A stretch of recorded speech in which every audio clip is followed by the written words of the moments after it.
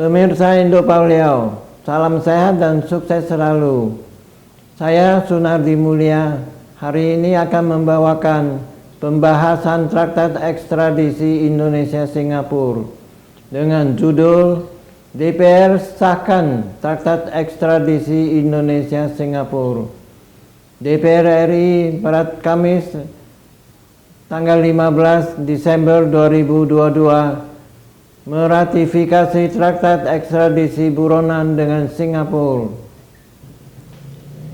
Pengertian ekstradisi adalah penyerahan oleh suatu negara kepada negara yang meminta menyerahkan seseorang yang disangka atau dipidana karena melakukan suatu kejahatan, karena negara yang meminta berwenang untuk mengadili dan memidananya. Traktat Ekstradisi Indonesia-Singapura resmi ditandatangani pada tanggal 25 Januari 2022 di Bintan, Kepulauan Riau. Perjanjian ditandatangani oleh Menteri Hukum dan HAM RI dan Menteri Dalam Negeri Menteri Hukum Singapura. Disaksikan oleh Presiden RI Joko Widodo dan Perdana Menteri Singapura Lee Hsien Loong. Traktat Ekstradisi Indonesia-Singapura memiliki rasa retroaktif, berlaku surut terhitung tanggal diundangkannya atau selama 18 tahun ke belakang.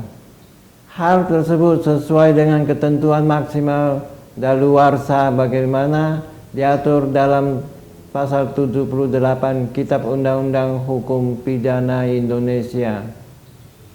Selain itu juga disepakati penentuan kewarganegaraan pelaku tindak pidana ditentukan pada saat tindak pidana dilakukan. Hari ini untuk mencegah hak istimewa yang mungkin timbul akibat pergantian kewarganegaraan dari pelaku tindak pidana guna menghindari proses hukum terhadap dirinya. Jenis-jenis tindak pidana yang pelakunya dapat diekstradisi menurut perjanjian ekstradisi ini berjumlah 31 jenis. Di antaranya tindak pidana korupsi, pencucian uang, suap, perbankan, narkotika, terorisme, dan pendanaan kegiatan yang terkait dengan terorisme.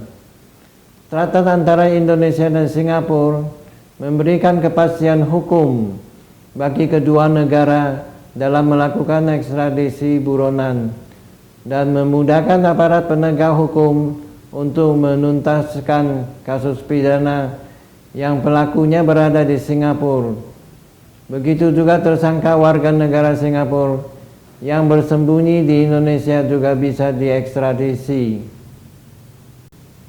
Dengan diratifikasi Traktat Ekstradisi ini, pihak berwenang di Indonesia dapat mengadili orang-orang yang dituduh menyembunyikan ratusan bahkan miliaran dolar US hasil korupsi di negara Singapura.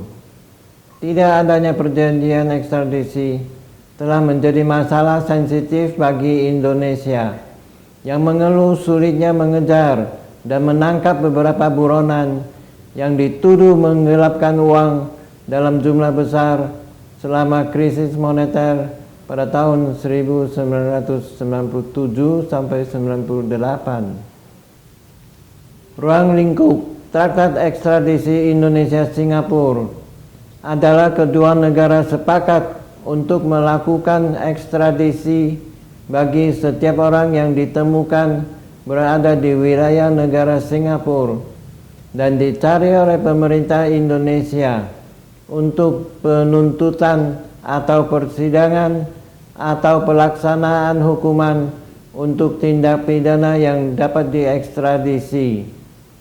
Traktat ekstradisi ini akan menciptakan efek gentar bagi pelaku tindak pidana di Indonesia dan Singapura. Traktat ekstradisi Singapura dan Indonesia akan memberikan ekstradisi untuk daftar lengkap pelanggaran yang dapat diekstradisi yang terungkap dalam traktat tersebut.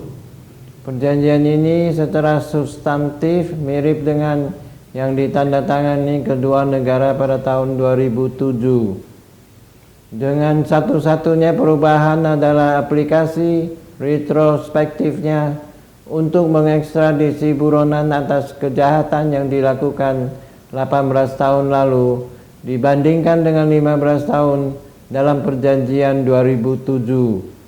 Perubahan ini dilakukan atas permintaan Indonesia.